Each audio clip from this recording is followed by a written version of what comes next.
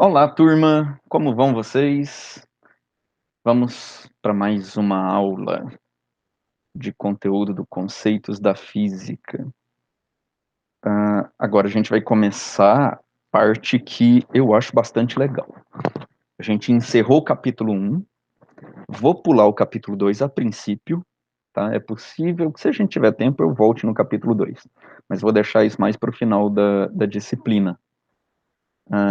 Mas aí a gente discutiria aquela parte lá sobre a física antes de 1920 e um pouco sobre física de partículas. Não sei se vocês tiveram curiosidade de dar uma olhada naquele capítulo 2, mas a parte que o Feynman escreve sobre física de partículas eu acho bastante incompreensível para leigo.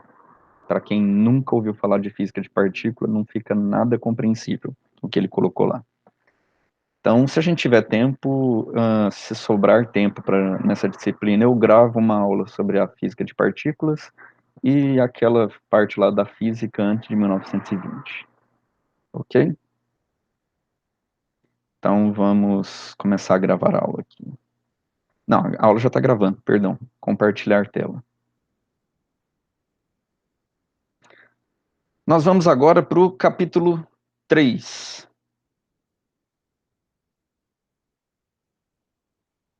Capítulo 3, a ideia é o seguinte. Eu vou ver se eu consigo, deixando essa janelinha aqui que avisa que está compartilhando, ver se a partir dela eu tenho informação se a conexão caiu, do que eu ficar dando aula e eu já desconectei há muito tempo. O capítulo 3, o Feynman vai falar sobre a relação da física com outras ciências. E eu gostei muito dessa ideia. Esse é o capítulo que eu acho mais bacana, onde, na verdade, eu não vou seguir praticamente nada do que o Feynman fala. Mesmo assim, eu quero que vocês deem uma lida no livro, tá? Eu vou pedir lá nas atividades que vocês se baseiem em algumas coisas do que o Feynman fala, mas ele fala de forma muito superficial, tá? Eu vou aproveitar a deixa dele, desse capítulo, para aprofundar um pouco mais. Eu vou tentar aprofundar em vários detalhes aqui dessas relações da física com as outras ciências, porque eu acho que o Feynman sugeriu esse capítulo, porém ele fez isso de forma muito rápida, tá? Ele foi muito superficial nessas discussões, e vamos dizer assim, que eu não pretendo fazer da mesma forma que ele. Por exemplo, quando ele fala relação da física com a biologia, ele vai discutir lá alguns pontos importantes da área da biologia, tá? Se vocês lerem, ele vai discutir algumas questões em aberto, porém, eram questões em aberto na década de 60. Com certeza, tipo, quase 60 anos depois, né? 50 anos depois, com certeza, já avançou bastante do conhecimento da época do Feynman. Então, muita coisa que ele diz que é um ponto em aberto e que é um grande desafio daquela ciência, daquela época, por exemplo, da biologia, talvez não seja um grande desafio mais, talvez já é um ponto superado e os desafios hoje que a biologia tem sejam outras questões. Então, como eu não sei o que é desafio realmente da área da pesquisa em biologia ou não, eu vou mais me ater ao que são grandes descobertas referentes à biologia, que tem relação com a física, não a biologia sozinha.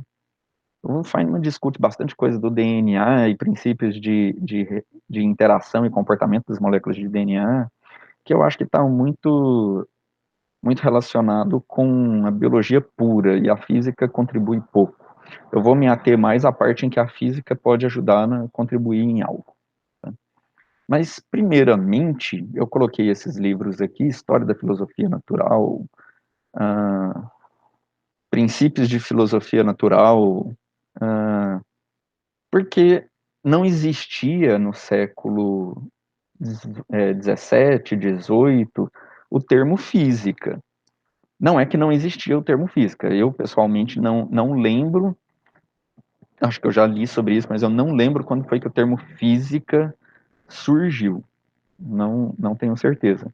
mas não existia a separação de uma área da ciência chamada física dessa maneira, como a gente entende hoje. A física é meio que o resultado do que a gente chamava antes de filosofia natural. Só que o que a gente chamava de filosofia natural meio que abarcava quase todas as ciências. E a filosofia natural tinha suas divisões de interesse, né?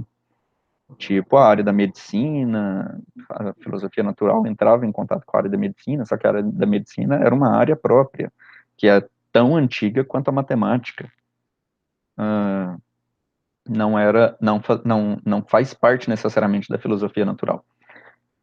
Mas a parte das biológicas também, estudo da botânica, estudo da química, só que a química ele não tinha um contexto tão científico, mas ela fazia parte da filosofia. Então, digamos que era uma parte em que ciência era muito vinculada à filosofia ainda. Ainda não tinha se destacado bem a separação do conceito entre a filosofia e a ciência.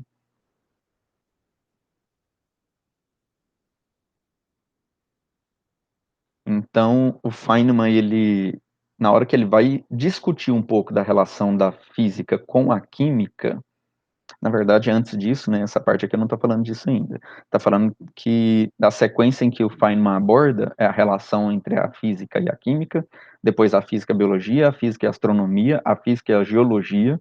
Então, as coisas muito massas nessa parte de astronomia, geologia, todas elas. Mas ele começa discutindo a questão da química, e eu acho que a gente tem que tomar um pouco de cuidado com uma frase em específica que ele coloca lá. Mas ele começa chamando a atenção que na química, nos primórdios, como ciência lá no século XVIII, ela tratava principalmente da química inorgânica, que eu não sei se já tinha essa nomenclatura, né? Acredito que ainda não, porque não tinha ainda a separação entre o que era química inorgânica e química orgânica, mas era a química de forma em geral. A química veio da chamada alquimia, né? Que durante muito tempo era algo mais tipo místico do que científico.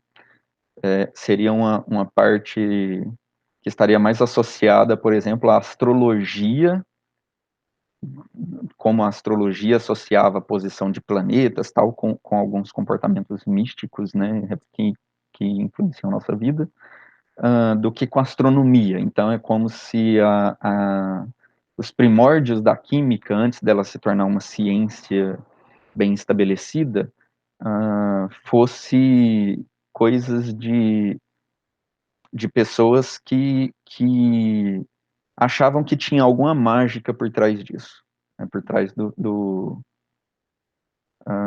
das reações e por trás de como que as componentes da natureza se interagiam e formavam outros compostos, quase como se fosse uma coisa sobrenatural.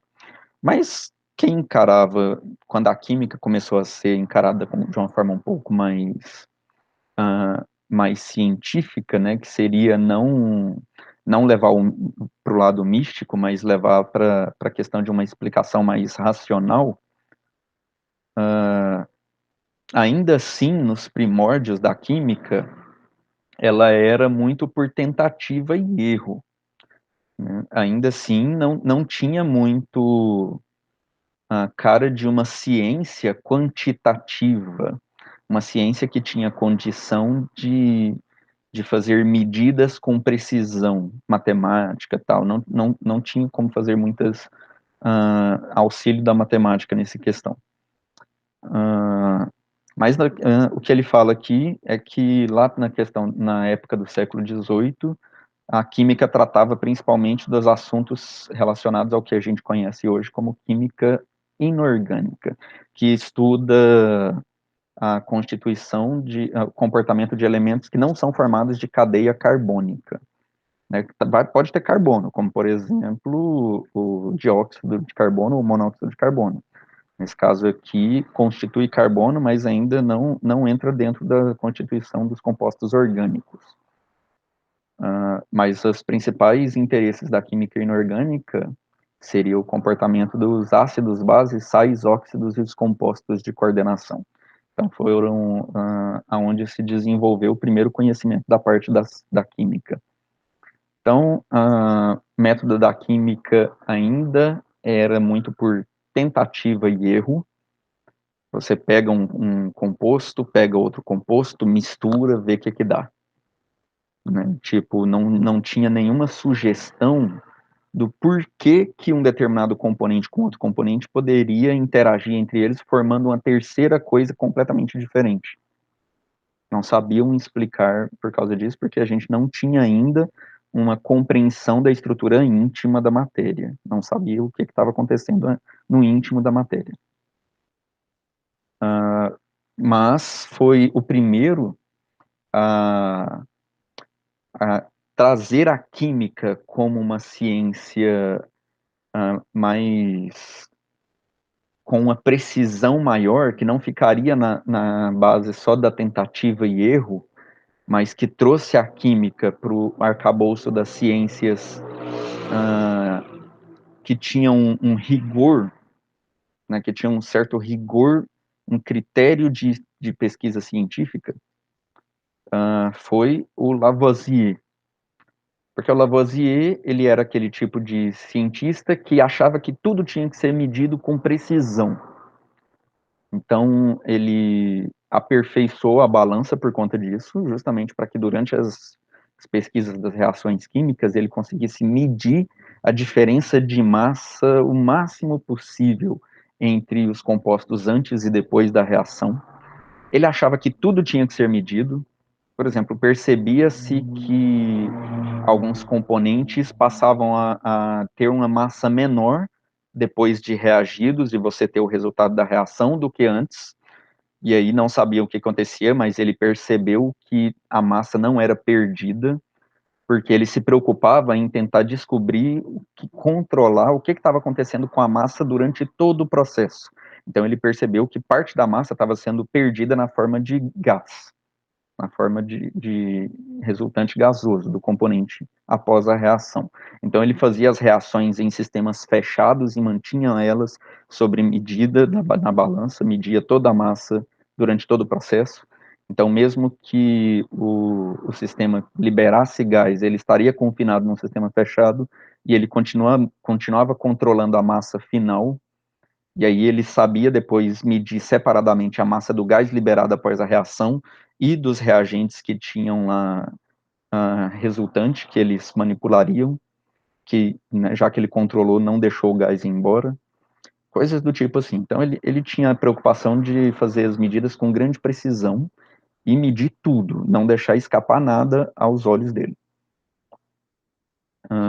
Então ele trouxe esse rigor de medida para a química e trouxe a química pro lado das ciências que tinham um maior rigor nas suas experimentações. Né? Saiu dessa mera tentativa e erro e começou a fazer uma análise mais rigorosa durante os processos. E ele também descobriu o oxigênio, e que o oxigênio é o principal componente durante o processo de combustão. Então, Lavoisier fez essas principais contribuições aí. Então, nessa parte de química aqui, eu vou falar algumas personalidades. O Dalton foi o cara a trazer o conceito atômico para o mundo científico. O conceito atômico é bastante antigo, né? Mas ele quem criou o modelo de átomo para explicar, usar esse modelo atômico para explicar reações químicas, foi o primeiro, lá no século XVIII mesmo. Né? Então, no finalzinho do século XVIII, início do século XIX. Então, antes do Dalton, se falava muito em elemento químico. Né? Você misturava os elementos químicos e aí sabiam que você tinha um certo composto químico e a gente chamava isso de um determinado elemento. Tinha um outro elemento químico que a gente sabia que era um elemento diferente porque ele tinha características macroscópicas diferentes, porém não se tinha uma ideia exata do que significava um elemento químico. Só sabia que eram elementos químicos diferentes por conta de apresentarem-se na forma de substâncias macroscópicas diferentes. Você pega água, você pega álcool, por exemplo, e visualmente eles poderiam ser parecidos, um líquido completamente transparente e que tinha uma fluidez semelhante, mas na hora que você cheira, na hora que você deixa os dois expostos ao ar, eles têm algumas características bastante distintas umas das outras, então eles sabiam que eram compostos diferentes. Mas no caso, se você misturar os dois, eles não reagem, álcool e água, mas eles se misturam somente, né? Mas de qualquer forma, existem outros elementos químicos diferentes que você sabe diferenciar pelas características macroscópicas, que quando você mistura, eles reagem e formam um terceiro composto químico diferente. E aí, o que é o elemento químico lá dentro daquele composto químico diferente que se formou após o resultado da reação? Eles não sabiam definir exatamente o que era o elemento químico. E o Dalton trouxe o conceito atômico e disse que o elemento químico significa um certo composto que ele é constituído daquele átomo específico. Então, o elemento químico é aquele átomo específico, e cada elemento químico ele é constituído de um tipo de átomo específico, que seria a menor partícula que compõe aquela substância. Então, uma substância é composta de um determinado tipo de átomo, onde todos os átomos daquele mesmo elemento químico são idênticos. E um aglomerado de átomos forma a substância macroscópica que a gente conhece. E aí, um outro elemento químico diferente tem um átomo com características diferentes, massa diferente, tamanho diferente, alguma característica diferente, que a gente precisava investigar para identificar as diferenças entre eles. O Dalton identificou a massa. Ele criou o conceito de massa atômica. Então, o átomo, eles se diferenciariam um do outro, principalmente pela massa. Foi a característica que ele conseguiu diferenciar no momento em que ele criou esse conceito.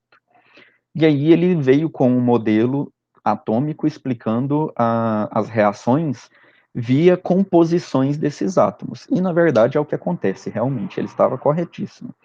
Né? O modelo dele só era um modelo inicial. Faltava descrever melhor como que era o comportamento individual de cada átomo para que a gente entendesse como que os átomos se combinariam. Então, ele tentava usar o modelo analisando as reações e os produtos resultantes, ele tentava explicar como que foi a combinação que aqueles átomos promoveram. Mas ele não sabia explicar por que aqueles átomos interagiam daquela forma. Ele só tentava identificar se dois reagentes foram misturados, gerando um produto final, então, como que eles pegariam os átomos daqueles reagentes e combinaria para o produto final? Então, ele estava tentando identificar a composição atômica de cada uma das substâncias. Então, Dalton foi pioneiro nesse conceito atômico para a química. Outra personalidade bastante importante, todos eles são muito próximos dessa época, tá? Do século XVIII, lá para o final do século XVIII e início do século XIX. O Humphrey Davy. O Davy, ele foi um químico inglês também que trabalhou muito com eletricidade. Então, no final do século XVIII, Alessandro Volta fez a descoberta de que a composição de pastilhas de cobre e zinco gerava eletricidade. Isso foi uma observação feita pelo Galvani, das perninhas de Hans. Já ouviram falar? O Galvani era um fisiologista que estava estudando a fisiologia das rãs, então ele tinha dissecado algumas perninhas de rãs e estava colocando elas, parece que na janela, pendurando elas na esquadria das janelas para secar, ou algo do tipo assim. E aí eles prendiam, ele estava prendendo elas num certo suporte metálico e por, por acaso as perninhas estavam encostando em uma outra parte metálica da janela e elas começavam a ter espasmos. E aí o Galvani ficou bastante curioso com isso, né? Essas pernas de rã mexendo aqui, que isso? A rã tá morta, né? Já tá partida no meio, só tá a parte de baixo, só as perninhas. Não tem a parte de cima da rã, mas essas perninhas estão se mexendo aqui, estão lá, dando espasmos. E aí eles ficavam estudando, tentando entender o porquê que estava acontecendo isso, acreditando que era algum comportamento relacionado à vida mesmo. Tipo, se não me engano, acho que foi o próprio Galvani que viu que esse comportamento era um comportamento típico de quando a eletricidade passava pelos músculos. Não sei em que momento que eles estudavam a relação de eletricidade com o corpo, com um organismo orgânico, com, né, tecido orgânico. Porque antes dessa observação do Galvani, não existia nenhum controle de eletricidade. Perdão. É possível que existisse sim as garrafas eletrostáticas. Acredito que existiam as garrafas eletrostáticas, onde você eletriza por atrito um objeto e você consegue manter um pouco armazenado eletricidade estática numa garrafa. Onde a garrafa, na verdade, é um capacitor. Você tem uma placa interna e uma placa externa. Então, você eletriza essa garrafa. Então, eu acho que isso é antes do Galvani mesmo. Então, sim, teria como eles estudarem comportamento do tecido vivo com eletricidade. Então, provavelmente ele já sabia que esses espasmos poderia ser um típico de uma reação típica de quando você está passando eletricidade pelo tecido. E aí ele associou esse comportamento a uma eletricidade orgânica, uma eletricidade animal. Ele achava que a eletricidade estava contida nos próprios tecidos da perna de rã. E o Alessandro Volta depois descobriu que, na verdade, a eletricidade tinha relação com os metais que estavam em contato entre a parte onde a perninha de rã estava pendurada e a parte de baixo em que a perninha de rã estavam tocando, que eram metais diferentes, e na hora que a perninha de rã tocava, fechava curto. E o fato de ter os dois metais diferentes em contato promovia a transmissão de elétrons de um metal para o outro, porque eram metais que possuíam um potencial eletrônico diferente. O fato de colocar eles em contato faz com que os elétrons queiram se deslocar de um metal para o outro, tá? Para questão de estabilidade energética, que a gente discutiu numa outra aula. E a perna de rã serviria simplesmente como ponte.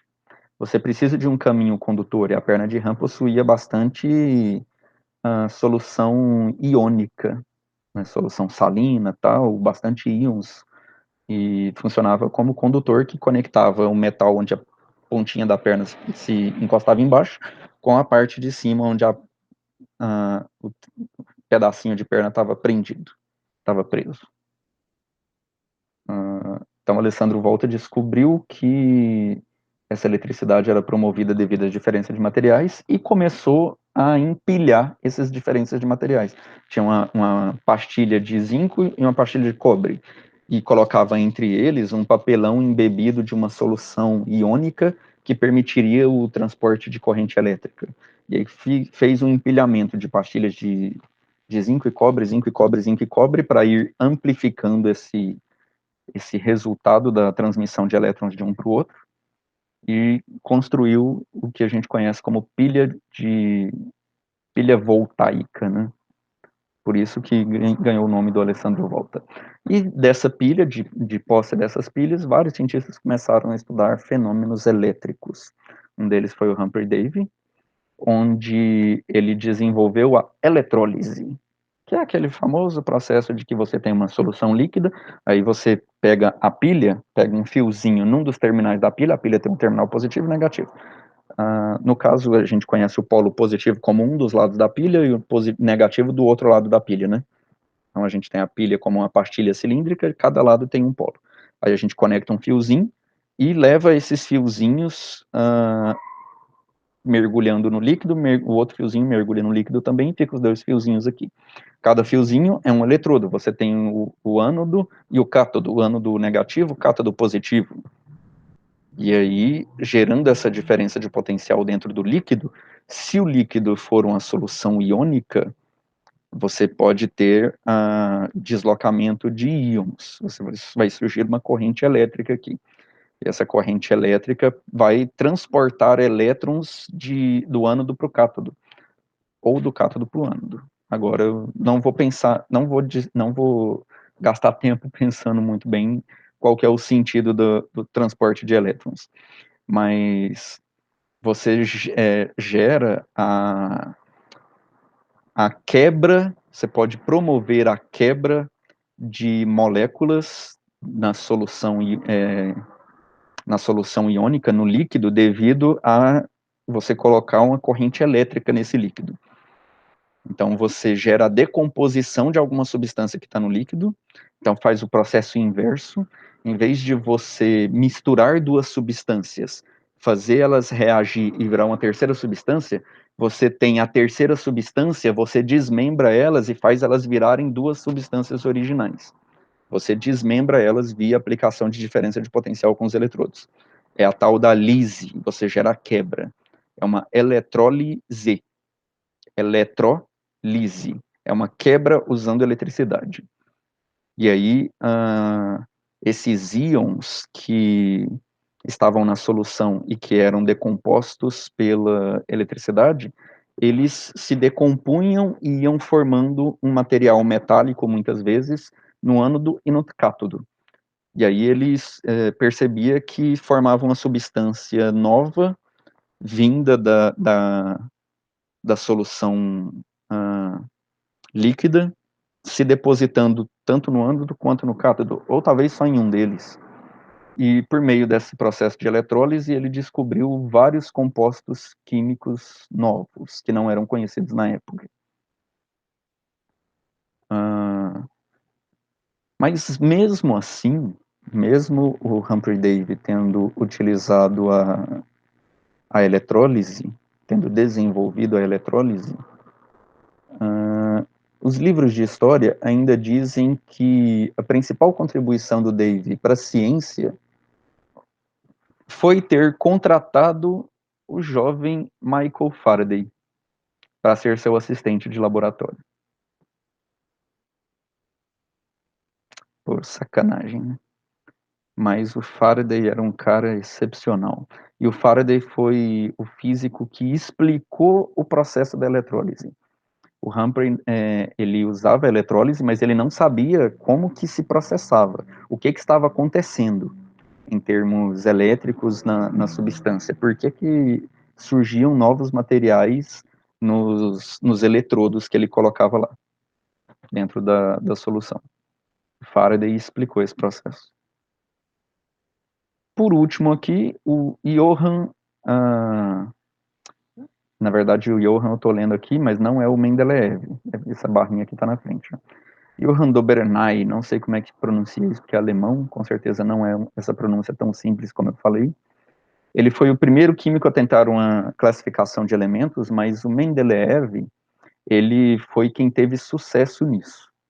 Então, ele foi o desenvolvedor da tabela periódica. Então, ele pegou os elementos que eram conhecidos na época e que foram criando cartas. Ele gerou, como se fosse cartas de baralho. Então, ele pegava uma carta, anotava qual era o elemento e anotava propriedades naquela carta. Então, ele fez uma carta para todos os elementos conhecidos na época. E colocava na mesa e ficava olhando para elas, tentava organizar um padrão para elas, uma sequência que fizesse sentido agrupar elas em termos de propriedades química e física. Tipo, uma determinada substância se apresenta no estado sólido, uma determinada substância costuma estar no estado gasoso, outra determinada substância costuma ser metálica, outra substância costuma ser assim assado. Então, ele pegava as propriedades que eram conhecidas daquela substância e tentava ir organizando uma posição para essas cartas, ver se ele conseguia agrupar elas, fazer grupos em que possuíam propriedades em comum. E ele acabou chegando na tabela periódica. E a tabela periódica não é um mero processo de catalogação. Pode parecer um mero sistema de catalogação, mas ela é além disso. Ela consegue trazer para a gente, mostrar para a gente o que está acontecendo de um elemento químico para o outro. Por que o próximo elemento químico da tabela tem uma mudança nas suas características físicas e químicas, né? Na verdade, na época do Mendeleev ainda não se sabia, porque não se sabia as características atômicas ainda, não entendia exatamente como que o átomo funcionava. A questão do raio atômico, a questão do átomo apresentar um número atômico como sendo um número de carga positiva e um número de carga negativa, essas coisas não eram conhecidas no Mendeleev. Porém, a tabela periódica auxiliou nessas descobertas das características atômicas. Inclusive, a massa atômica, ele foi agrupando em termos de ordem crescente da massa atômica, e como ele agrupava em ordem crescente da massa atômica, ficava buracos na tabela periódica, e esses buracos sugeria que existiam aqueles elementos que não estavam preenchendo aquela massa atômica em específico. Porque eles tinham o método do Dalton, né, para identificar massa atômica, na verdade, métodos até mais avançados, porque essa época aqui já eram algumas décadas depois do Dalton. Então, eles já deveriam ter aperfeiçoado um pouco como fazer as medidas da massa atômica. Medir massa atômica não é medir a massa de um átomo, né, literalmente. Você faz uma medida indireta, você faz medidas das proporções das reações e tenta identificar quantos átomos de cada substância entrou na reação química. E no caso, os buracos que ficavam aqui permitia os químicos e os físicos saberem quem eles tinham que procurar. Então a tabela periódica ajudou muito.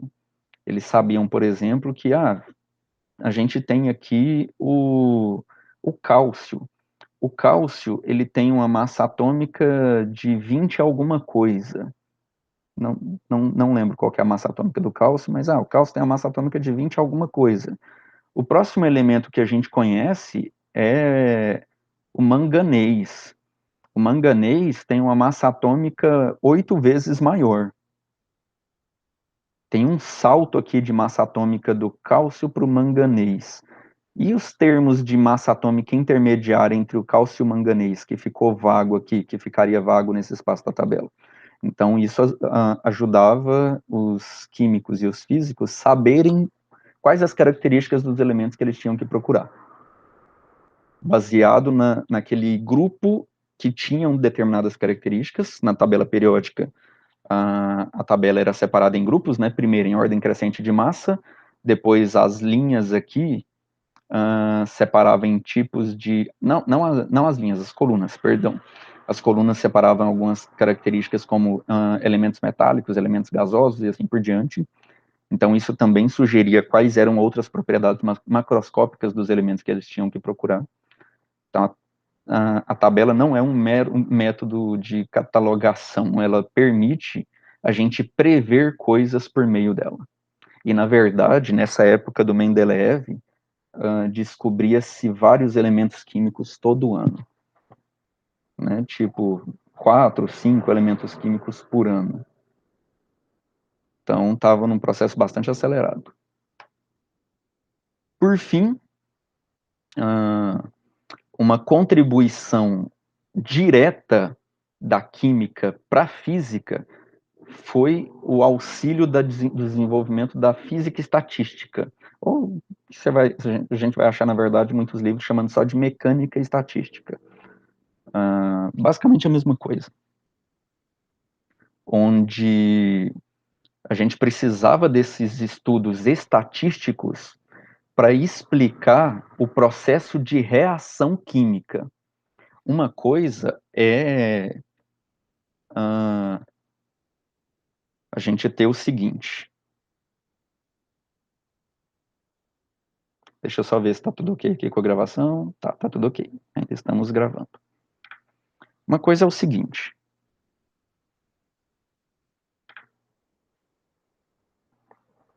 A gente ter aqui uma determinada substância composto de um determinado tipo de molécula. Então, eu vou desenhar essas molequinhas aqui como sendo esses dois átomos, essas moléculas diatômicas pretas. E a gente misturar com essa outra substância,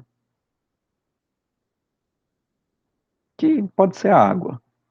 Vamos dizer que é a água.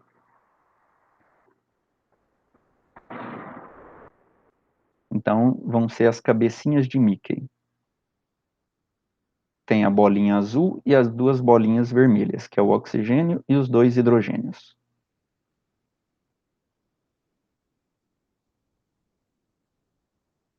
Então, uma coisa é estudar o seguinte, eu não sei se ficou muito pequeno para visualização de vocês aí na tela. Acho que vai dar para vocês terem uma noção, né? Aqui a gente tem molécula diatômica, que eu não sei o que que é, eu vou chutar uma reação genérica aqui, e eu não vou nem falar que reação é essa. Isso é ruim, mas eu não pensei nisso antes, então não consigo pensar numa reação inicial aqui. Mas vamos dizer que temos uma molécula desse formato e uma molécula desse formato. Quando a gente mistura essas duas soluções, vamos dizer que reagem e forma uma terceira substância que tem a seguinte característica. Ah,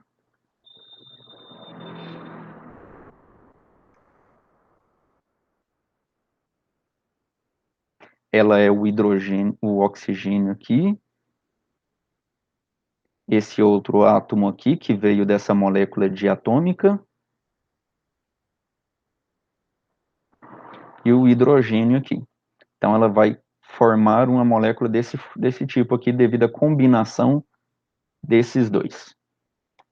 Então, vamos pensar só no formato, não precisamos nos preocupar com realmente que compostos são esses, nem se esses compostos existem de fato. Não sei se existe um composto diatômico que interage com a molécula de água e forma uma molécula desse formato aqui. Acho que não. Estou chutando completamente, seria uma coincidência muito grande existir. Tá? Então, vamos nos preocupar mais com o formato do que com a possibilidade disso daqui ser real.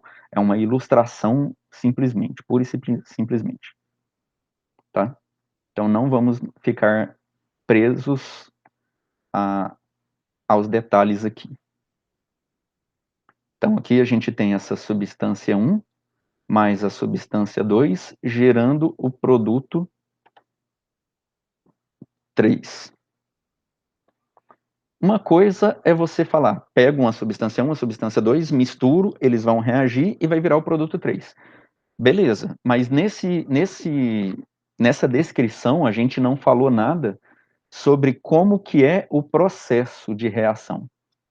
Por exemplo, quando eu misturo, quando eu pego essa substância e coloco junto com essa, num mesmo recipiente, quanto tempo gasta para a gente ter o P3? Por exemplo, quanto tempo gasta para as moléculas reagirem completamente, S1 e S2, e gerar o P3? E outra coisa, outra pergunta. Primeiro é quanto tempo? Qual o tempo de reação? Então aqui a gente não está falando só do antes e depois, a gente quer saber o durante. A gente quer entender o que acontece durante. Não quer saber só, tínhamos isso antes, misturou, virou isso depois. A gente quer saber o que acontece durante o processo. Qual o tempo de reação, quanto tempo demora para reagir as duas substâncias e virar a terceira substância. E todas as moléculas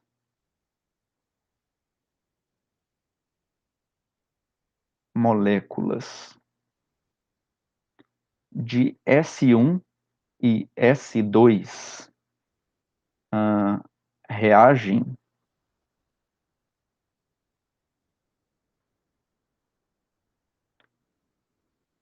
e somem no resultado final P3,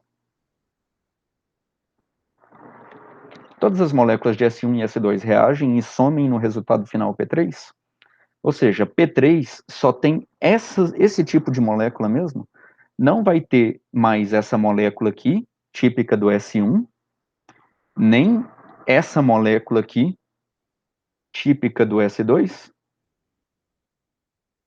Não vai ter nenhum resquício dessas duas moléculas misturado aqui?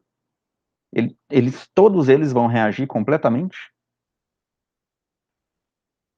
Talvez sim. Então, estudos de cinética dos gases foram desenvolvidos para entender melhor as reações químicas, o processo das reações químicas.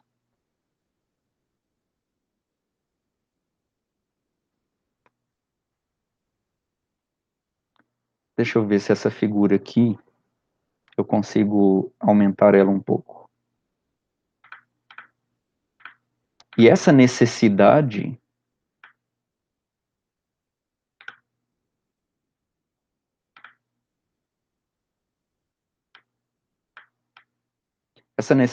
de entender o processo da reação química, ela ajudou bastante a desenvolver os modelos matemáticos da física e estatística. Então, contribuiu muito a desenvolver essa parte da física. A gente tem aqui, por exemplo, um exemplo que ficou ruim, a figura está meio embaçada, mas acho que dá para entender, senão, vamos lá. Qualquer coisa, numa dúvida posterior, eu desenho isso para vocês. Aqui a gente tem uma mistura de N2 e H2, gás nitrogênio e gás hidrogênio, certo? Então aqui é o seguinte, o nitrogênio são as esferinhas azuis e o hidrogênio são as esferinhas brancas. E aí a gente tem aqui um termo de energia energia livre. Essa é a energia livre de Gibbs? Eu não lembro qual energia livre é essa. Tem uma energia lá na termodinâmica. Isso aqui é um termo uma expressão de energia livre que ajuda a gente a entender o processo de reação. Mas aí a gente tem o seguinte, essas duas estão misturadas, N2 e H2, elas reagem entre si. Quando elas reagem, elas formam, tá aqui a estequiometria, ó. Uma molécula de N2 reage com 3 moléculas de H2, formando 2 moléculas de NH3. Tem que melhorar essa figura depois. Mas aqui tem N2 mais 3H2, formando 2NH3. Está balanceada essa equação. Então, uma molécula de N2, que é o azulzinho, reage com 3 moléculas de H2, que é os branquinhos, e forma 2 moléculas desse tipo aqui, ó, que tem uma bolinha azul com 3 bolinhas brancas em volta. Forma 2 moléculas dessa, que seria NH3. Se todas as moléculas que compõem essa substância reagirem todas elas, vai formar somente moléculas de NH3. E aí o que eu ia, na verdade, desenhar para vocês, que eu acabei esquecendo de desenhar, é esse formato aqui, a velocidade de reação está relacionado com a probabilidade dessas moléculas se encontrarem no espaço. Quando você mistura as duas, elas vão começar a se encontrar, tipo, elas estão se movimentando, elas vão colidir uma com a outra. Então, essa molécula aqui, por exemplo, essa ilustração dessa molécula 2, eu vou pegar aquele exemplo. Vou apagar isso aqui tudo e vou pegar aquele exemplo do slide. Vai ser o hidrogênio e o nitrogênio, formando o NH3. Por que eu vou inventar uma substância que não tem nada a ver aqui, né? Então aqui a gente tem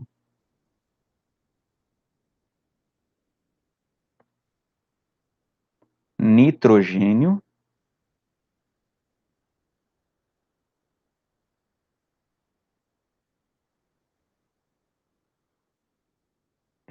N2 mais. Aqui a gente tem o gás hidrogênio,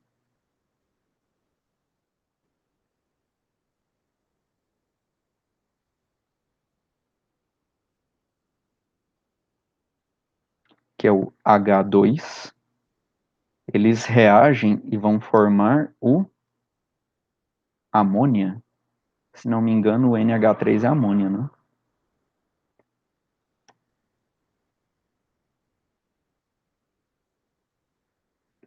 Um átomo de nitrogênio com 3 átomos de hidrogênio.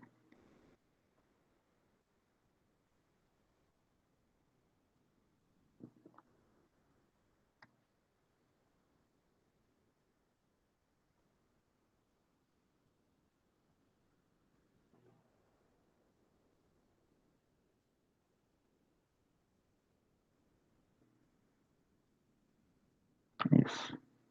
Acho que dá para entender a figura, né? Então a gente precisa, a estequiometria aqui isso aqui é o NH3. A gente precisa de uma molécula de N2, 3 moléculas de H3 para formar 2 moléculas de NH3. 3 moléculas de H2, perdão. Para formar 2 moléculas de NH3. A velocidade de reação, essas coisas aqui, estão relacionadas com a forma como a probabilidade dessas moléculas encontrarem-se no espaço. Então, quando a gente mistura elas, você tem uma molécula assim e uma molécula aqui. Você tem a molécula de hidrogênio e a molécula de nitrogênio. Aqui está a hidrogênio, aqui está a nitrogênio. Esse processo deve ser um pouco mais complicado. Está parecendo um NA, né? Esse processo deve ser um pouco mais complicado do que a gente pensa, do que parece. Porque essa molécula aqui, ela vai colidir com outra e ela vai tender a reagir, só que ela não reage sozinha. Ela pode até reagir sozinha, talvez. Aí é que tá, eu não conheço bastante bem o processo dessa reação. Quando ela colide com essa molécula, ela pode quebrar, por exemplo, ela pode separar, desmembrar os 2 nitrogênios e ficar por um tempo assim, ó, somente um NH. Esse NH não é estável. Ele vai se desfazer logo. Mas, de repente, tem a probabilidade desse cara encontrar outra molécula de H2. E aí vai formar o NH3. Assim como esse cara pode encontrar outra molécula de H2. Então, a velocidade de reação tem a ver com a probabilidade das moléculas se encontrarem no ar.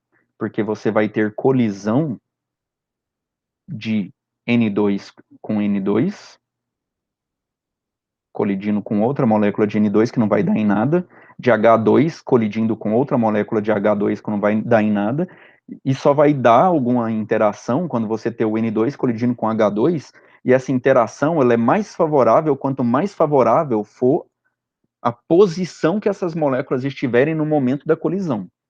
Por exemplo, acredito eu, baseado só no formato, isso aqui é uma coisa que eu não sei, tá? Mas acredito eu que uma colisão dessa forma aqui, ó, do N2 assim, com o H2 assim,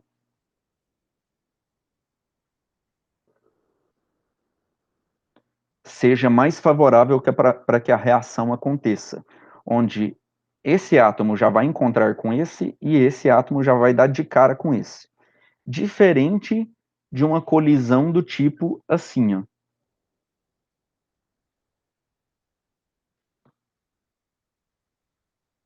Essa colisão tem é um pouco menos favorável para que a reação ocorra, porque você poderia ter esses 2 átomos se ligando, mas esses 2 átomos estão distantes, eles não vão simplesmente um abandonar o outro. Esse aqui não simplesmente vai se despregar desse nitrogênio e vai embora um nitrogênio sozinho, e esse hidrogênio aqui, da mesma forma, vai embora o hidrogênio sozinho. Então, essa posição de colisão talvez não seja uma posição muito favorável. Essa aqui tem cara de ser mais favorável, porque você já dá de cara nitrogênio com hidrogênio, nitrogênio com hidrogênio. Isso, se realmente for isso que eu falei aqui, ó, você tem uma molécula de nitrogênio encontrando outra molécula de hidrogênio e sai um NH e outro NH, que não é favorável eles ficarem nessa configuração. E aí você pode ter essa molécula encontrando um outro H2 no meio do caminho, e aí você conclui a reação. Mas você tem a probabilidade de essa molécula de nitrogênio já colidir ao mesmo tempo com 3 moléculas de hidrogênio? Para que a reação já aconteça de uma vez, você já tenha o N2 e o H2 já formando de cara o NH3? Tem, existe essa probabilidade, mas vocês veem que parece menos provável isso aqui acontecer, né? Uma molécula de N2 encontrar de cara ao mesmo tempo numa colisão o H2. 3 moléculas de H2. É muito mais provável acontecer uma reação intermediária, que é uma para uma. E isso aqui acontecer para depois um NH encontrar o H2 sozinho depois, do que as 3 moléculas de H2 encontrar uma molécula de N2 de cara. Pode acontecer o contrário? Pode acontecer uma molécula de H2 colidir com 3 moléculas de N2 de uma vez? Pode, talvez até mais. Mas talvez isso daqui não seja favorável para acontecer nada. Não sei se nesse caso aqui a interação de uma molécula com essa desmembra o hidrogênio e saia algo parecido com isso, ó, com um NH. Ou se não acontece nada, se depois da colisão vai embora N2, N2, N2 e H2 inalterado. Tem algumas colisões que podem não ser favoráveis e podem não acontecer nada. Então, você estuda estatisticamente qual é a probabilidade das colisões irem acontecendo e essas colisões serem favoráveis para a reação ou não. Você vai prevendo a energia interna do sistema, o tempo de reação, essas coisas. É um estudo bem complexo, na verdade. E no caso aqui, como a gente pode ver nessa figura, olha só, essa figura veio parar aqui na apresentação. O que o gráfico da energia está dizendo para a gente é que o sistema não estabiliza aqui, ó, não estabiliza no resultado final NH3. A gente tem NH2 e H2 interagindo, formando NH3. Só que ter puro NH3 não é o mais favorável, a energia é maior. Lembre-se, tudo na natureza evolui, estabiliza na menor energia possível. Esse gráfico aqui, ó, a energia está diminuindo, diminuindo, diminuindo, diminuindo, tanto é que tem uma setinha aqui indicando que a reação aqui acontece de forma espontânea. Quando chega nesse valor, a energia começa a aumentar. A energia começa a aumentar quando ainda está acontecendo a reação de N2 e H2 formando NH3. Não terminou de reagir todo o N2 e H2 para formar puro NH3. E a energia começa a aumentar. Quando tem puro NH3, a energia já está maior do que poderia ser. Então, na verdade, o sistema estabiliza aqui, ó. Antes de você ter puro NH3. O sistema estabiliza você tendo um pouco de NH3, um pouco de N2 não reagido e um pouco de H2 não reagido. Por quê? Porque nesse caso, estatisticamente falando, o processo é reversível. Você tem colisões que podem desfazer a amônia, o NH3, e voltar a ter H2 e N2. Tá? Então você tem colisões que promovem o N2 e o H2 a reagirem entre si e formarem NH3, mas um NH3 colidindo com NH3 pode desfragmentar eles e fazer eles voltarem a ser H2 e N2. Então, se você tem um sistema que é puro NH3, as colisões que vai acontecer entre eles vai desfragmentar eles e vai fazer eles, algumas dessas moléculas, voltarem a ser N2 e H2. E eles vão estabilizar numa proporção entre eles. Um pouco de NH3, um pouco de H2 e um pouco de N2. Não vai ser puro NH3. E esses estudos desenvolveram bastante, contribuíram bastante para o desenvolvimento da mecânica estatística. Certo?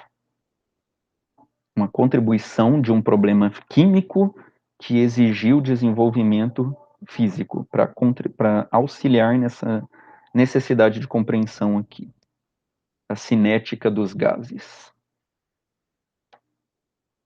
E a gente encerra aqui a nossa discussão sobre alguns pontos onde a física e a química se tocam. Tá? Eu quero discutir um pouco de biologia. Olha, eu confesso que eu esqueci de olhar que horas eram quando eu comecei a aula. Não sei quanto tempo de aula já temos. Mas eu acho que se tivermos 1 hora de aula, quando muito, tá fazendo agora. Então vamos lá. Relação da física com a biologia. Primeira coisa, eu coloquei essas duas figuras dessas pulgas aqui, que eu achei interessante. É uma figura de microscopia ótica, microscópio ótico. E, tipo, existe uma diferença entre essas duas imagens. Por que que a imagem da direita tem um aspecto diferente da imagem da esquerda? Tem algo de diferente entre elas. Vou deixar isso como exercício para vocês discutirem, refletirem um pouco sobre isso. Por quê? Porque a questão da diferença dessas duas imagens aqui, do microscópio óptico que criou a imagem da direita, da pulga da direita, e o microscópio óptico que criou a imagem da pulga da esquerda, tem muito a ver com a diferença da microscopia eletrônica de varredura e a microscopia eletrônica de transmissão. Então eu vou começar a falar aqui também de microscópio de alta resolução, que é uma contribuição fortíssima da física para a biologia, no sentido de é uma contribuição de uma ferramenta de pesquisa. Então, de cara, a microscopia, o microscópio, foi uma ferramenta fundamental para o desenvolvimento da biologia, do estudo das micro-organismos, das bactérias e tal. E foi preciso que a gente tivesse ferramentas tecnológicas para isso, para contribuir com a nossa observação do mundo nível microscópico, por exemplo. Mas não só isso. A gente ainda, mesmo para entender alguns aspectos biológicos, a gente precisa de algumas ferramentas que funcionam segundo alguns comportamentos físicos, funcionam segundo algumas propriedades físicas. Então, a gente pode ter uma contribuição, nesse caso aqui, diretamente da física ajudando a biologia, ou a biologia ajudando a física a pensar em um problema juntos, ou a gente pode ter uma contribuição onde a biologia tem um problema, a física foi lá, desenvolveu um equipamento que a biologia pode usar, que é um microscópio. Então, seria uma contribuição não tão direta dentro de um problema específico, né, mas contribuiu com ferramentas que as outras ciências podem usufruir à vontade depois. O livro do Feynman não fala isso, mas uma das principais contribuições da biologia para a física foi os trabalhos do Mayer. O Mayer, eu acho que ele era fisiologista. Não sei se ele chegava a ser médico. Médico, um fisiologista necessariamente é um médico? Eu não sei. Acredito que mas o Mayer era um fisiologista, né, ele estudava o comportamento do corpo humano, alguns problemas a respeito de compreender o corpo humano, e ele usou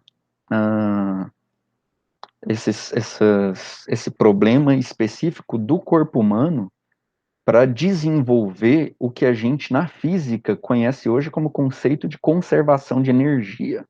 princípio de conservação de energia.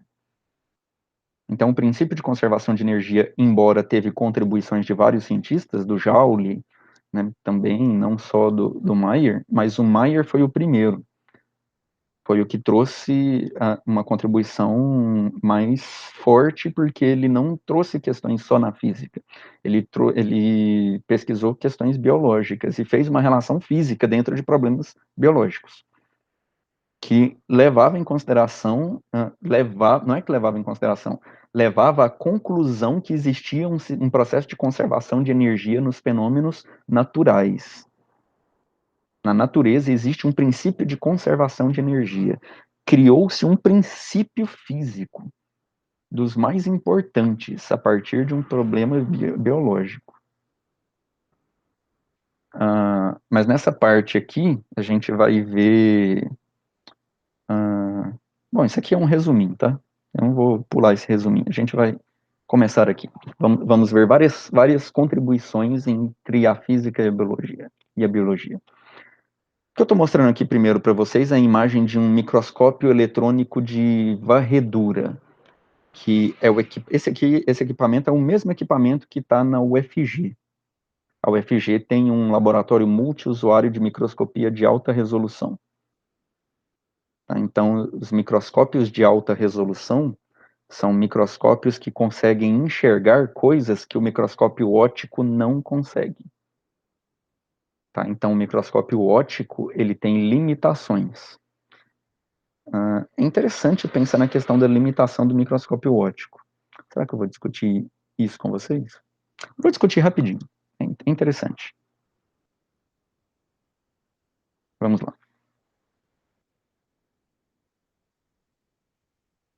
O microscópio óptico ele se baseia no fato de usar luz.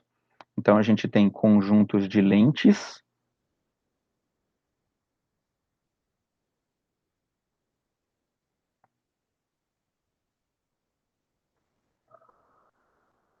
que, quando a luz sai de um objeto pequeno, essas lentes fazem o papel de lente convergente. Bom, elas são lente convergente, né?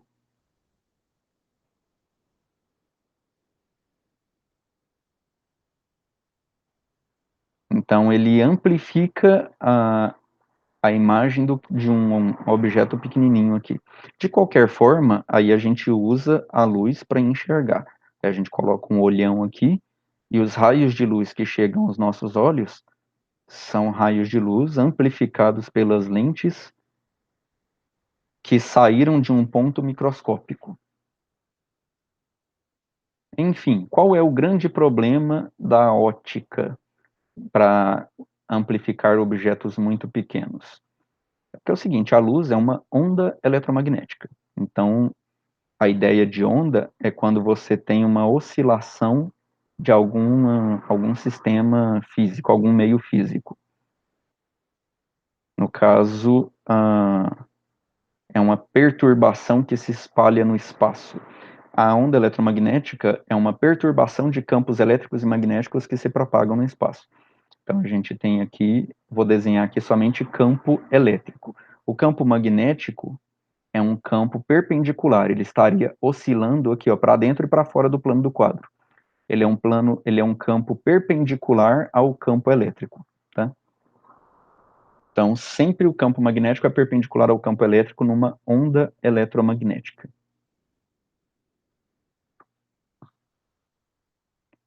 Beleza. As características de uma onda, aquelas características que a gente usa para descrever uma onda, é o comprimento de onda. Se a gente pegar um ponto aqui no pico da onda, na crista da onda, a gente cai na crista, chega no vale, sobe e volta para uma outra crista. Essa outra crista está repetindo esse ponto aqui atrás. Ó. Esse ponto aqui atrás e esse ponto aqui da frente são idênticos, porque quando a gente faz esse comportamento aqui, segue esse comportamento, desce a onda, chega lá no mínimo e sobe de novo, e chega no máximo de novo, a gente descreveu um ciclo inteiro da onda. Se a gente, a partir desse ponto, for fazer isso de novo, a gente vai descrever o mesmo comportamento. Desce, chega no mínimo, sobe e chega no máximo. Então, esse comprimento aqui, ele é idêntico a esse comprimento aqui. Ele tem o mesmo comportamento. Então, qualquer distância que repete um comportamento na onda, a gente chama de comprimento de onda. Então, a distância entre dois máximos poderia ser a distância entre dois mínimos, ou poderia ser a distância entre dois pontos que se repetem. Por exemplo, esse ponto aqui. Esse ponto a gente primeiro sobe, chega no máximo e desce zero, e aí, se a gente continuar, a gente não está repetindo o movimento, porque a gente começou subindo para depois descer, né?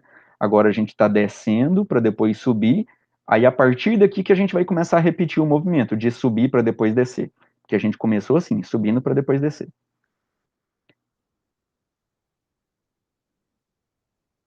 Quer dizer que se a gente partir desse ponto, a gente tem que descrever um ciclo completo até a gente chegar num ponto idêntico ao que a gente partiu. Então, essa distância aqui é o comprimento de onda, que representa um ciclo completo e que se eu continuar aqui, eu vou começar a repetir a onda. Eu vou começar a repetir a trajetória que eu fiz inicialmente. Então, eu posso partir desse ponto. Eu parto de uma determinada altura da minha reta de referência aqui. Então, eu parto daqui subindo, chego no máximo, caio, zero, caio, chego no mínimo, começo a subir, zero, subo até chegar no mesmo ponto da onde eu saí, na mesma altura da onde eu saí. Então, comprimento de onda não necessariamente é a distância entre dois máximos, é sempre a distância entre dois pontos idênticos. Você tem um ponto em algum local da onda, você começa a andar sobre a onda quando você descreve um ciclo inteiro, que você chega num ponto que é idêntico ao ponto anterior, e que se você continuar andando, você vai reproduzir o mesmo ciclo que você fez antes, aquela distância é o comprimento de onda. Aquela distância entre os dois pontos idênticos.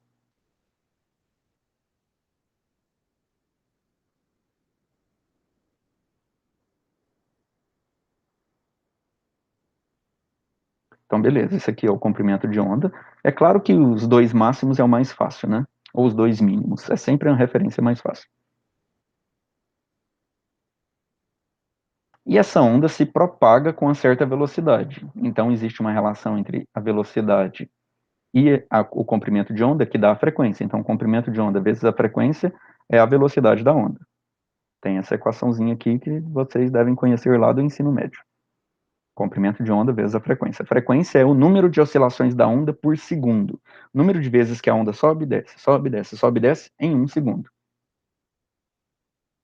Então, isso vai dar a velocidade com que a onda se propaga, no caso aqui, para a direita, porque eu estou falando que ela se propaga para a direita. Ela poderia estar se propagando para a esquerda, tanto faz. Existe um fenômeno chamado difração.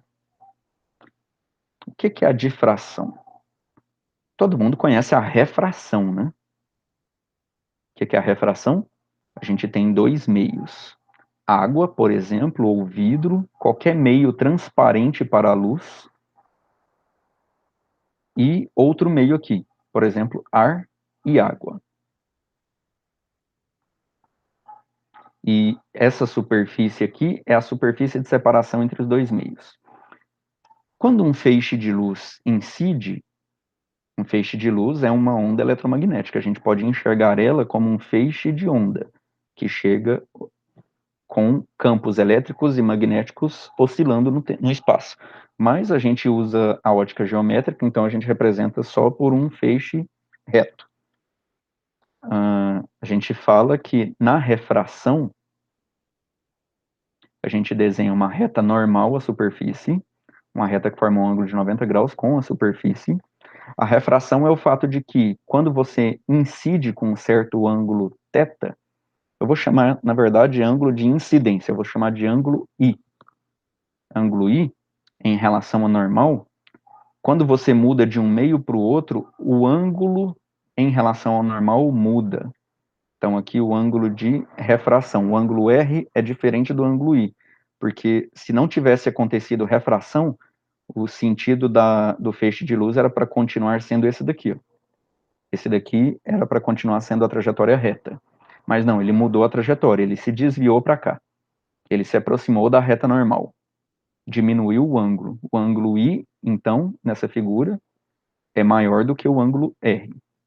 Certo? O ângulo R fechou em relação ao normal. Isso é refração. Difração é outra coisa. Então, refração vocês conhecem, né? Vocês lembram?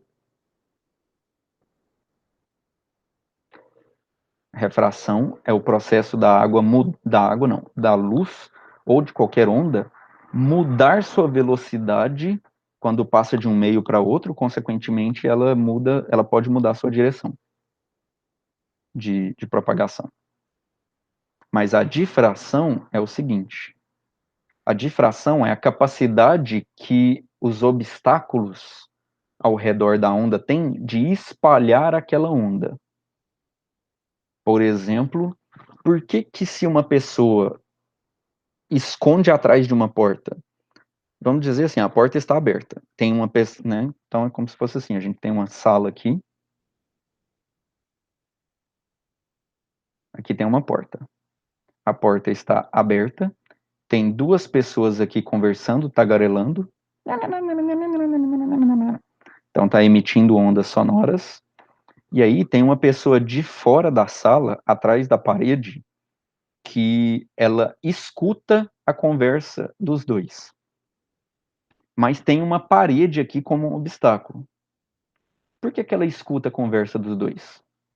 Primeiro, a parede não absorve perfeitamente a onda, então a onda sonora chega na parede e consegue atravessar um pouco, né? Então primeiro tem esse caso, mas se a porta estiver aberta, o som é muito mais claro, porque a onda sonora emitida por esses dois, quando chega por aqui, espalha-se.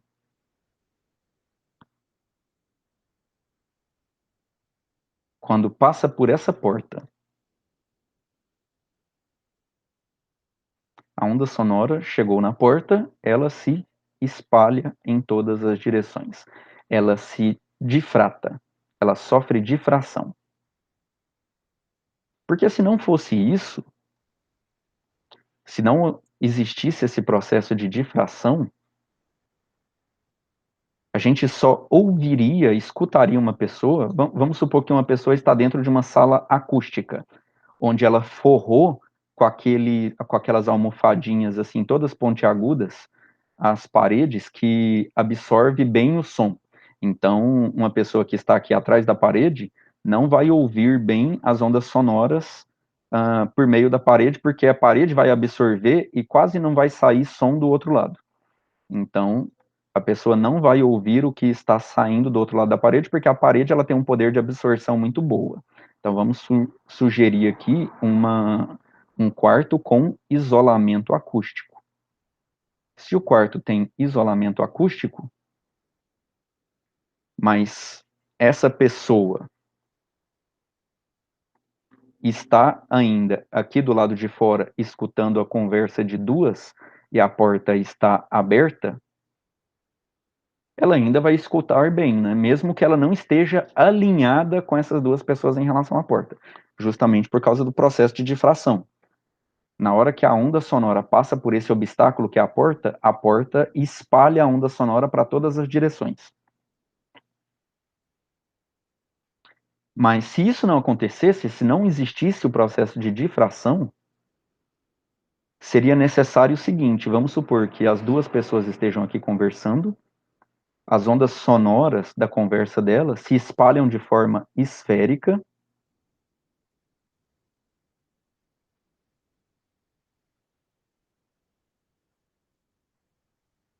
Consequentemente, a gente vai ter uma região aqui onde a onda sonora sai pela porta, se a porta não espalhasse essa onda em todas as direções. Se a pessoa estivesse aqui, ela não escutaria, porque a onda sonora não chegaria nos ouvidos dela. Ela precisaria ficar alinhada aqui. Ela precisaria ficar dentro dessa região onde a onda sonora passa pela porta, para que a onda sonora atingisse ela. Igual acontece com a luz. A luz acontece dessa forma. No caso, a luz também é onda, só que não é onda mecânica igual a onda sonora, é uma onda eletromagnética. Então, ao invés de ser as pessoas conversando, se tiver uma lâmpada aqui, essa lâmpada está iluminando toda a sala.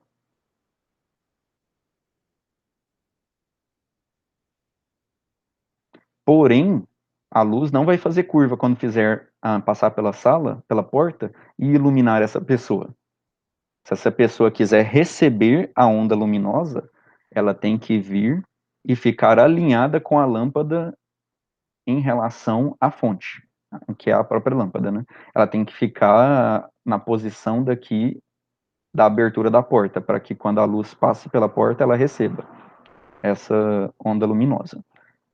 Isso aconteceria com o som também, se o som não difratasse quando passasse pela porta. Só que a luz não difrata quando passa pela porta. A luz não difrata. A luz continua se propagando em linha reta. Por isso que se tiver uma outra parede aqui, nessa outra parede vai formar uma figura iluminada do formato da porta, que tem o formato do contorno da porta.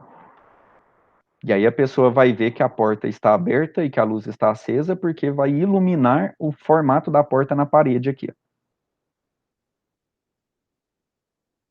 certo? Mas a luz não se espalha para todas as direções quando passa por esse obstáculo. Mas o som sim. Por que que o som sim e a luz não? Não é tudo onda? Ah, mas luz não se comporta como som. Se comporta. Toda onda se comporta da mesma forma. A luz só não se comporta como onda, como, não, perdão, a luz só não se comporta como som na escala de tamanho, na escala de grandeza das coisas que a gente observa no dia a dia. Então, por exemplo, a gente tem na nossa casa armários, mesas, sofá, cadeiras, estante, televisão, portas, colunas de sustentação da casa, janelas. Aí a gente sai de casa, tem carro, tem vários obstáculos para o som precisar contornar. Todos esses obstáculos são grandes, todos esses obstáculos são da ordem de centímetros para metros. O tamanho da porta aqui, ó, é da ordem de centímetro para metro. Uma porta é 80 centímetros, 90 centímetros. 90 centímetros é uma porta grande, né? 70 a 80 centímetros. Acho que 60 centímetros é uma porta pequena que costuma ser usada em banheiro, né? Uma porta estreitinha. Mas, enfim, todos esses obstáculos, passagens, fendas grandes, da ordem de centímetros para metros,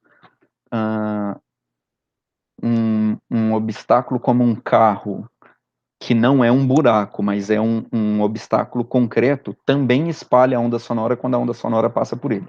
Então, esse celular aqui, se eu colocar ele na frente da minha boca, a onda sonora bate no celular e é espalhada em todas as direções, em torno do celular. O celular difrata a onda sonora também, porque o celular também é da ordem de centímetros. Mesmo que o celular não seja um anteparo com um buraco, pelo contrário, o celular é um obstáculo e o espaço está dos lados. Diferente de uma porta, onde dos lados a gente tem os anteparos e a porta é o buraco, né? Aqui o celular é o obstáculo no lugar do buraco, no lugar da porta. Mas tudo quanto é obstáculo difrata a onda sonora por conta da relação do comprimento de onda. Então a gente falou do comprimento de onda aqui, né? Comprimento de onda da onda sonora, do som, é da ordem de centímetros para metros.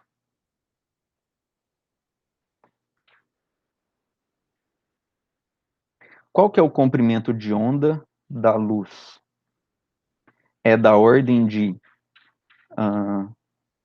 400 a 700 nanômetros. O que é um nanômetro? É algo muito menor do que milímetro, ou melhor, do que micrômetro. Lembrem, um micrômetro, o micrômetro é da ordem de tamanho de células. Uma célula tem da ordem de 50 micrômetros até 100 micrômetros. Um fio de cabelo, se vocês esticar o fio de cabelo e olhar, fio de cabelo é visível a olho nu. Ele tem mais ou menos 60 a 70 micrômetros de espessura. A espessura do fio de cabelo é do tamanho de uma célula. As células do nosso corpo tem células de tudo quanto é tamanho, né? Tem células menores, maiores.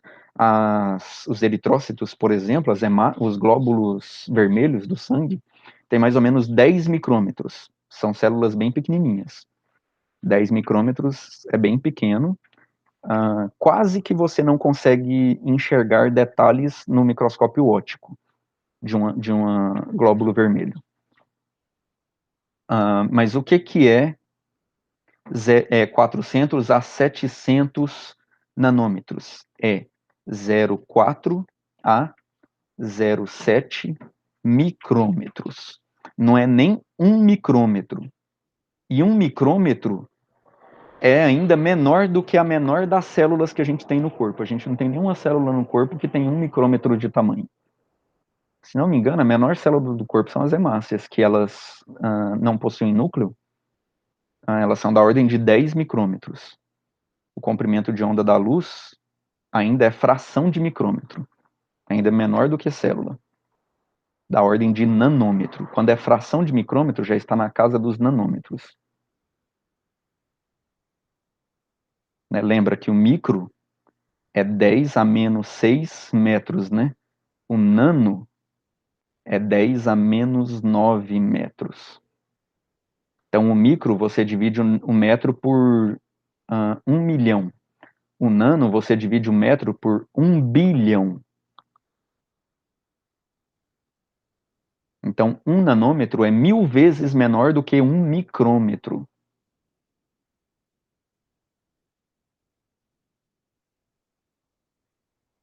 Enfim, comprimento de onda da luz é muito pequeno.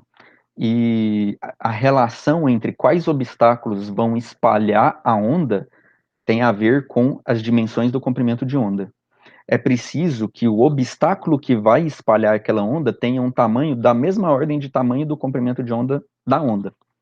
Então, o som tem comprimento de onda da ordem de centímetros para metros. Portanto, obstáculos da ordem de centímetros para metros espalha o som, porque o comprimento de onda do som é grande. É porque a gente não enxerga o som, porque é um deslocamento de massas de ar, e o ar é invisível para a gente. Mas se a gente pudesse enxergar o som, se a gente pudesse enxergar as contrações e distensões das massas de ar se propagando, essas contrações e distensões é o som, é a propagação da perturbação no ar, que é o som. Se a gente pudesse enxergar, a gente ia enxergar comprimentos de onda desde centímetros pequenininhos até metros. Você enxergaria grande esse comprimento de onda. Agora, o da luz é curtíssimo, o comprimento de onda é minúsculo. Você tem isso daqui, ó, para a luz. Você tem um campo elétrico apontando para cima, aí 200 nanômetros para a luz. Quanto menor o comprimento de onda, maior a frequência. Para a luz azul, por exemplo, para a luz azul, se você tem um comprimento, você tem uma onda, um campo elétrico no máximo aqui. 200 nanômetros para a direita, você tem o campo elétrico invertido, no mínimo, apontando para baixo. Mais 200 nanômetros para a direita, você tem o campo elétrico para cima de novo. E aí você tem um comprimento de onda, você tem a onda se repetindo numa distância curtíssima. de 400 nanômetros. Muito pequeno. Então, a onda, no caso da luz, ela sobe e desce de forma muito curtinha, formando distâncias entre cristas invisíveis. Na verdade, é invisível, mas assim, para a gente ter uma noção da distância entre essas cristas, se a gente pegar um objeto material para representar essa distância, é invisível ao olho nu e é invisível ao microscópio óptico. Por que é invisível ao microscópio óptico? Porque se a gente pegar e construir uma sala microscópica, nanométrica, melhor dizendo, vamos construir uma sala nanométrica. Essa aqui é a nossa sala. A gente vai colocar... Essa sala aqui tem paredes tipo 2 micrômetros, essa parede. Essa outra parede aqui é 3,5 micrômetros. Então, essa parede é 2 micrômetros de novo. E essa porta aqui, ela tem uma abertura de meio micrômetro? 0,7 micrômetros. Ou seja, exatamente os 700 nanômetros da luz vermelha. A luz vermelha tem 700 nanômetros, mais ou menos. Então, a gente construiu uma microsala, um microcômodo, onde a gente vai ter nanopessoas aqui dentro conversando e uma nanolâmpada. Uma nanolâmpada. Como que vai se comportar esse sistema aqui? Essa nanopessoa, ela não está conversando, porque ela não é viva. Um nanosistema não é vivo. Ele não tem tamanho suficiente para ter uma fisiologia complexa, né? Mas a gente ilustra. A questão é, aí tem uma terceira pessoa aqui. Essa terceira pessoa, ela não está alinhada com a porta e a lâmpada. É uma nanolâmpada dentro dessa microsala. Essa nanolâmpada acende. O que que acontece? Ela emite frentes de onda que andam em linha reta, a tal da ótica geométrica. Então vai ter esse feixe de onda que tende a passar beirando o cantinho da porta aqui, e tem esse outro feixe de onda que tende a passar beirando o outro cantinho da porta, e faria esse espaço brilhante aqui, que não iluminaria esse objeto, esse terceira pessoa, iluminaria a parede aqui, né? Igual a gente tinha ilustrado num sistema macroscópico. O sistema macroscópico é assim que a gente imagina, é assim que acontece, e é assim que a gente imagina que a gente queria acontecer também nessa sala microscópica com uma porta nanométrica e uma lâmpada nanométrica. Mas não é assim que acontece.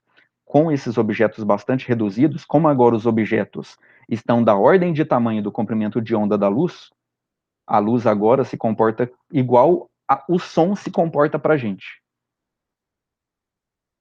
Na hora que a luz... Primeira coisa, na hora que a luz bate nessas pessoas, em vez de formar uma sombra bem definida aqui, porque a luz continua tendo o comportamento de se propagar em linha reta, a luz para de se propagar em linha reta e ela vai ser difratada por essas pessoas. Essas pessoas se comportam como obstáculos para a luz, que tem tamanho da mesma ordem do comprimento de onda da luz, então elas vão espalhar a luz em todas as direções. É como se elas brilhassem. A luz bate nelas somente num sentido, mas aí agora elas irradiam essa luz em todas as direções. Elas se comportam como fonte de luz. A luz que bateu nelas vai ser espalhada a partir delas. E outra coisa, a luz que iria tender a sair em linha reta pelo contorno da porta Na hora que passar pela porta, vai se espalhar em todas as direções, igual o som faz com a gente, e vai iluminar esse serzinho aqui. E assim como ilumina esse serzinho, na hora que a luz chega nele,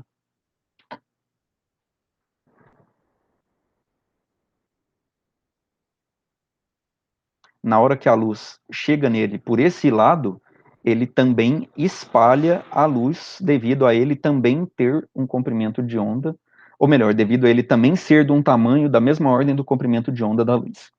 Todos os obstáculos da ordem de unidade de micrômetros para nanométricos vão espalhar a luz. O que acontece se os objetos espalham a luz? Você não tem mais uma visão clara das coisas. Porque a gente só tem uma visão clara das coisas porque a luz, na nossa escala macroscópica, viaja em linha reta. Você consegue visualizar contorno das coisas por causa do comportamento em linha reta das frentes de luz, dos feixes de luz. Então, os feixes de luz se propagando em linha reta formam os desenhos na nossa retina. Agora, se a gente tentar enxergar esse objeto, essa nanosala, com essas nanopessoas, iluminado por essa nanolâmpada dentro dessa microsala, a gente vai ver um borrão, porque todos esses objetos aqui estão espalhando a luz em todas as direções. A gente não vai ter definição de contorno nenhum da sala, nem contorno da sala, nem contorno do objeto. A gente vai ver um borrão danado. Vai embaçar completamente a figura porque a luz vai ser espalhada. Então, quando a gente tenta ampliar demais com o microscópio óptico para enxergar objetos muito pequenos, a gente não enxerga. Por quê? Porque os objetos muito pequenos estão espalhando a luz. E aí a luz que chega no nosso olho é um borrão, porque foi espalhado pelo objeto que é muito pequeno, se comportando como som na nossa escala de tamanho. Então, num universo de micro para, assim, no finalzinho do micro, passando para nanométrico, né, no início do mundo em escala nanométrica, a luz é espalhada igual o som é espalhado para a gente aqui no nosso mundo em escala de metros. A pessoa não conseguiria se esconder atrás de uma parede e a luz passaria pela porta. Na hora que a luz passa pela porta, a luz vai ser espalhada, por conta da porta ser nanométrica. É muito doido isso, né?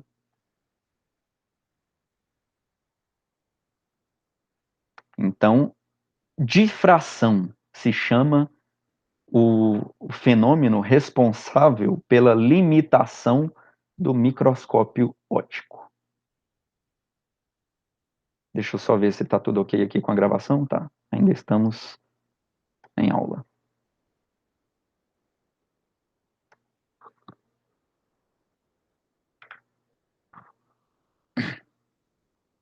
Então, os microscópios alternativos, microscópio eletrônico, microscópio de força atômica, microscópio de tunelamento, foram desenvolvidos para poder sanar, contornar o obstáculo da difração da luz. A gente conseguir enxergar objetos em escala nanométrica. Só que o microscópio eletrônico, ele é muito utilizado também para enxergar objetos, mesmo que não seja em escala nanométrica. Por exemplo, os grãos de pólen aqui. Os grãos de pólen são percebidos em microscópio óptico. Você não precisa de necessariamente de um microscópio de alta resolução para enxergar um pólen. Dá para enxergar ele no microscópio eletrônico, no microscópio óptico. Porém, olha que resolução linda, né? Mesmo em algumas escalas onde o microscópio óptico dá conta de enxergar, o microscópio eletrônico ele dá uma resolução de superfície, de topografia fantástico para a gente. O microscópio óptico ele tem uma profundidade de foco muito curta. Significa isso aqui, ó, por exemplo, essa pulga. essa pulga, ela está focada numa certa altura. Essa parte da cabeça próximo do olho está focado. Essa parte daqui, que está um pouco mais próximo da lente do microscópio, porque é como se a gente estivesse escalando, né? Essa parte aqui da cabeça é mais fina, e aqui a gente está escalando, porque aqui a pulga vai ficando mais gordinha. Essa parte aqui está mais próxima da lente, então dá uma leve desfocada. Assim como essa perna aqui, ó. Essa perninha, ela está mais ao fundo, mais longe da lente, também dá uma desfocada. A lente, ela tem uma posição para você focar. Então, tipo, você tem a lente aqui, e aí você tem que colocar o objeto. Vamos supor que o objeto que você tem... Não, vou fazer o desenho, é melhor, né?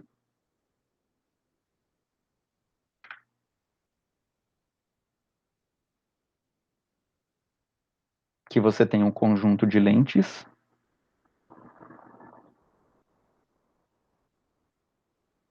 Aqui, o curioso aqui olhando.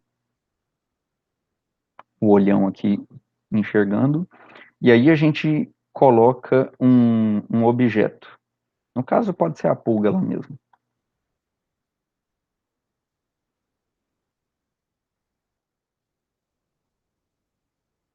Pronto, essa pulga.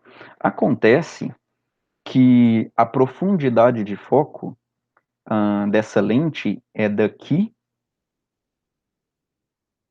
até aqui. Quer dizer que qualquer coisa que esteja nessa faixa está bem focado. Qualquer coisa que sair dessa faixa para cá vai ficar muito perto da lente e desfoca. Qualquer coisa que vier para cá vai ficar muito longe da lente e desfoca.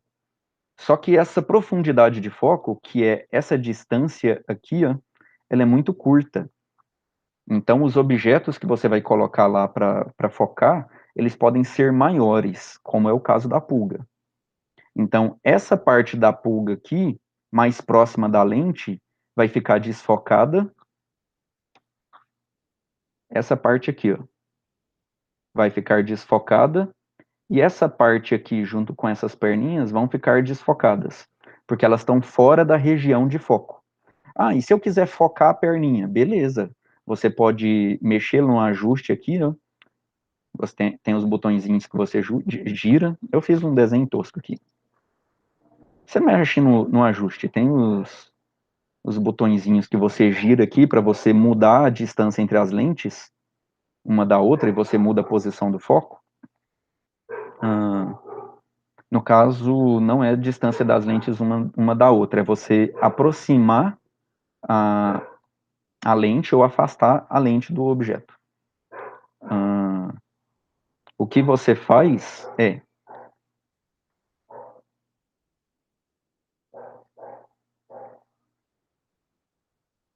se você quer focar as patinhas, aí agora você põe o foco nas patinhas, mas aquela parte que estava focada, desfoca. Essa parte que estava focada, desfoca, e essa parte que já estava desfocada, desfoca mais ainda. Então você tem que ir ajustando para você ir vendo parte por parte individualmente. Você não vai ver a pulga como um todo, toda focada. É claro que se o objeto for pequeno o suficiente para ele todo caber dentro da região de profundidade de foco do microscópio, você vai ver o objeto todo focado, como uma célula. Você enxerga uma célula completamente focada.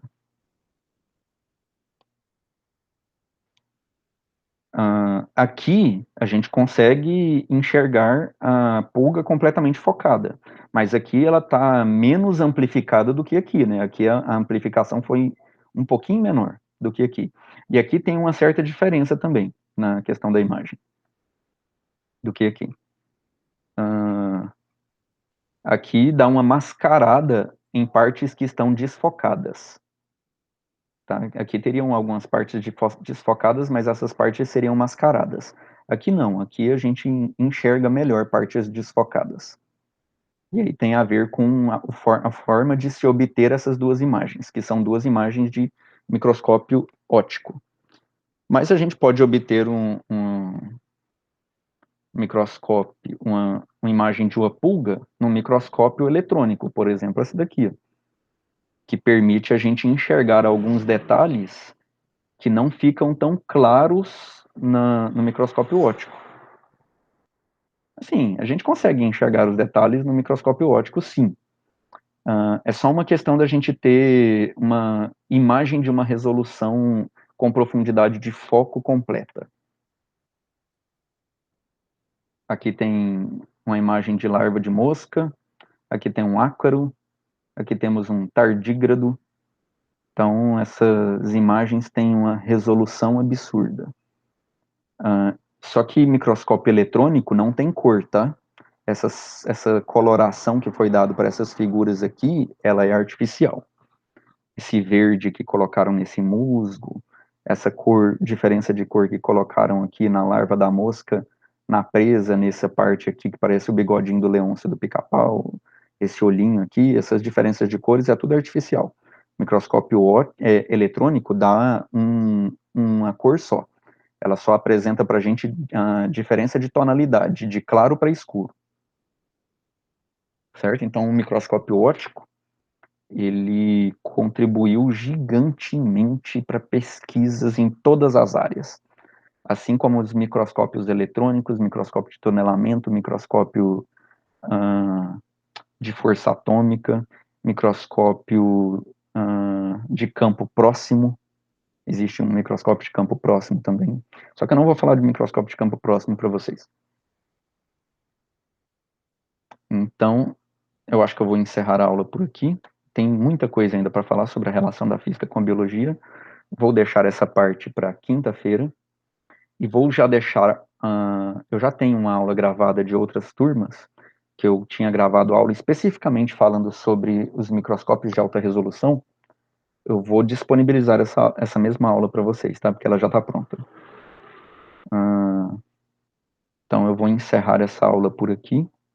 A gente não saiu da parte de microscopia, da relação onde a física pode ter contribuído muito com a biologia. E um toque aqui onde a biologia contribuiu muito com a física, né? Na descoberta, nos estudos do Mayer para o princípio de conservação de energia. Então é isso, galera. Espero que vocês tenham gostado. Qualquer dúvida, mandem mensagem pelo Moodle. Podem deixar as mensagens lá no, no fórum de dúvidas. E o fórum, ele é um fórum para discussão, principalmente entre vocês, tá? É para eu participar do fórum também, ajudando a tirar dúvidas, mas o fórum é para que quando vocês apresentarem uma questão, dúvida, ou vocês quiserem apresentar algum questionamento, alguma curiosidade, todo mundo possa desenvolver o raciocínio lá, contribuir, possa tirar dúvida uns dos outros, tá? Então vocês podem colocar aqueles fóruns lá para funcionar. Beleza? Então a gente se vê quinta-feira. Abraço, galera. Tudo de bom.